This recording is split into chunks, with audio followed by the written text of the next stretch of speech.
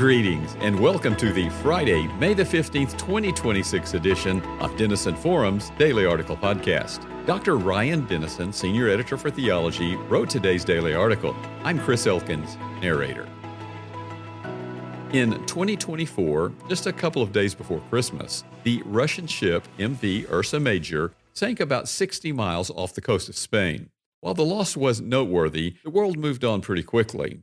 However, the downed ship is back in the news today in large part because CNN released new details on the incident, details which point to the nuclear nature of the ship's true cargo and a Western plot to ensure that it never reached its final destination.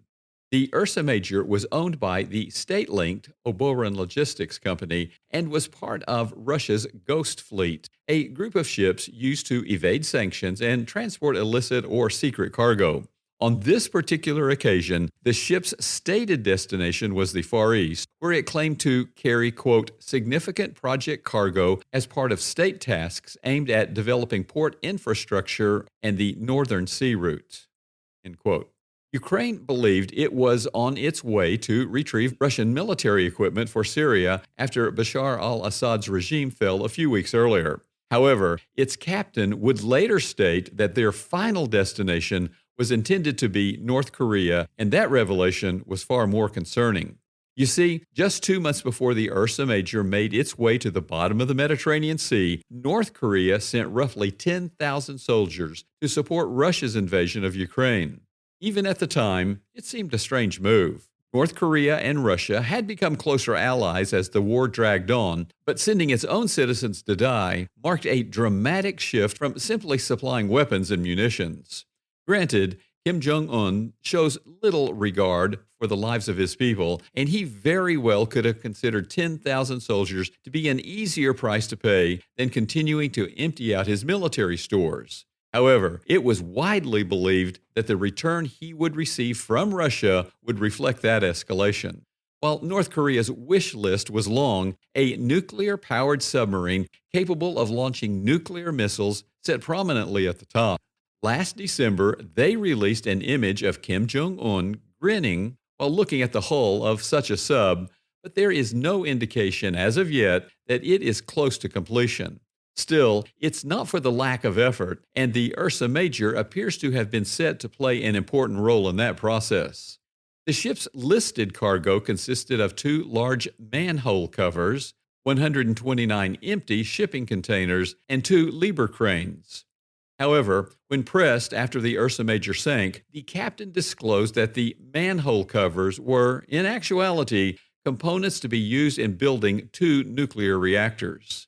And while he claimed they did not contain nuclear fuel, Spain's repeated insistence that recovering further data from the sunken ship is not possible without significant technical resources and risks has led many to assume that this is not the case. The U.S. military has also sent its, quote, nuke sniffer aircraft to inspect the area on 2 different occasions since the ship sank, adding further support for the idea that more than equipment could be lost in the wreckage. The most damning evidence, though, is the steps Russia took to keep the ship from falling into anyone else's hands. For large parts of its journey, the Ursa Major was accompanied by 2 Russian military ships. It does not appear these ships were present when it began to sink, though. As a result, when the crew abandoned ship after reporting 3 explosions on its starboard side, they were picked up by a nearby Spanish rescue team. Shortly thereafter, one of those Russian military vessels, the Ivan Grin, arrived and demanded that the crew be returned immediately.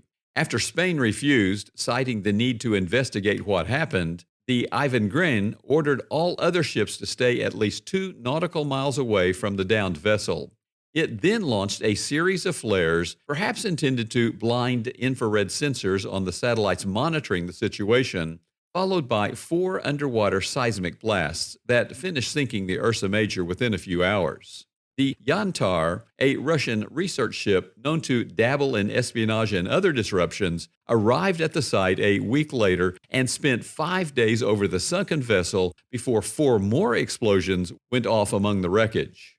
But while Russia was clearly concerned that ensuring that the Ursa Major would remain at the bottom of the sea, reports indicate that the United States or another NATO ally could be responsible for putting it there in the first place. A Spanish investigation found that a 50 centimeter by 50 centimeter hole in the vessel's hull was likely made by a supercavitating torpedo, which shoots air out in front of the torpedo to reduce drag as it travels towards its target.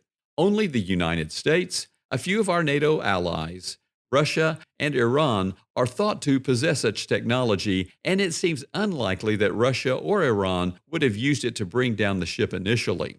As such, it marks a rare point of escalation at a time when most of NATO, including the U.S., were trying their best to avoid giving Russia a reason to push harder in its war with Ukraine. But there are times when doing nothing poses the greatest risk, and that truth is relevant to more than just the Ursa Major and Russia's attempt to hide the ship's true purpose. Some of the hardest times to follow God's will are when we can think of all the ways doing so could go wrong.